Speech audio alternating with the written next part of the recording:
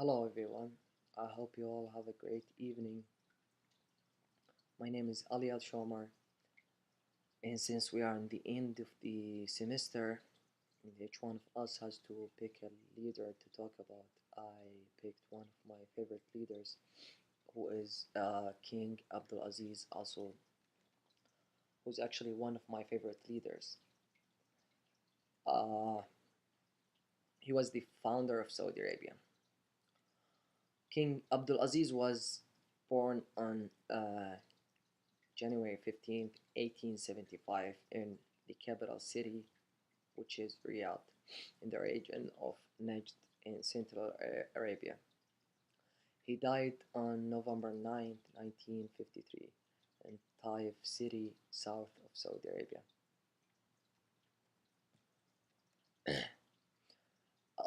King Abdulaziz is usually known within the Arab world as Abdulaziz, in the West as Ibn Saud. So I'll go by that name, Ibn Saud. Well, he was the first uh, monarch and founder of Saudi Arabia, as I mentioned, the third state of Saudi Arabia, which we are in till this moment, and hopefully nothing could change. When he was 10 years old, he moved with his family to Kuwait, to Qatar first, I'm sorry, and Bahrain, and then to Kuwait. He was received by Amir Mubarak al Sabah. Amir is a word in Arabic which means prince.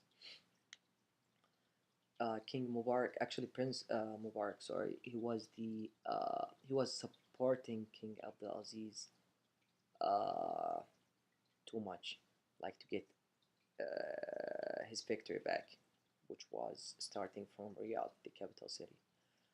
After the victory of Rashid or Ibn Rashid from Hail, Prince, on the family of Saud, well, King well, Ibn Rashid, which actually I'm like part of that family, uh, attacked Riyadh when King Abdulaziz was 10 years old.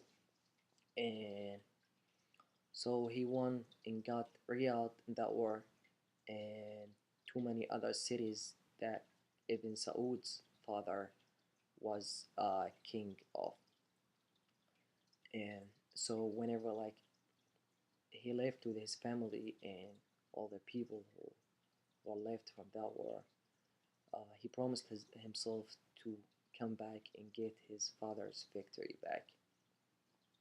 And he was actually hurt, like he was just a kid, and saw like all his family and friends killed in front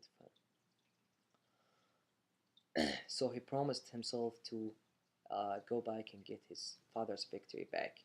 After like he went to stayed in Kuwait actually for a long time with with Prince Mubarak, as I mentioned, to like to I don't know, to unite with his people and get them back together and go back and get his victory back.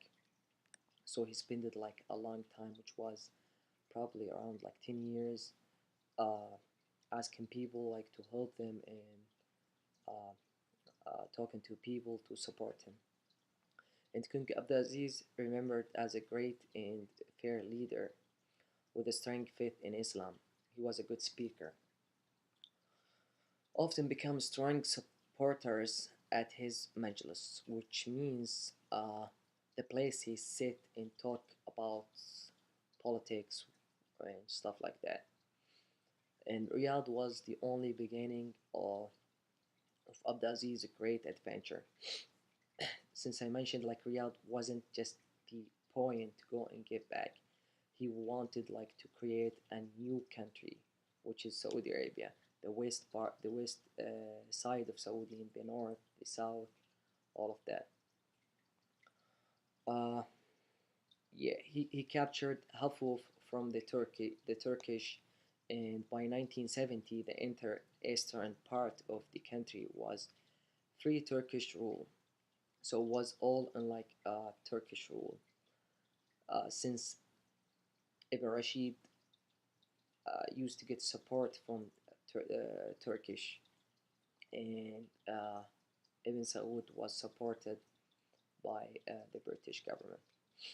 So he became the Sultan of the Najd in 1921 after he got Riyadh back with 73 people, as people mentioned, and some others said with 63. But that's like no huge number. That's like something people used to say it's impossible to do. But he did it and won the war. That was the beginning of his victory. And king of Hijaz, which is the part that has Mecca and Medina, which the like uh, all Muslims go to pray in that city. I'm sure, like everybody knows. In 1926, then on the 23rd September 1932, he unfiled the two kingdoms to form the new nation of Saudi Arabia.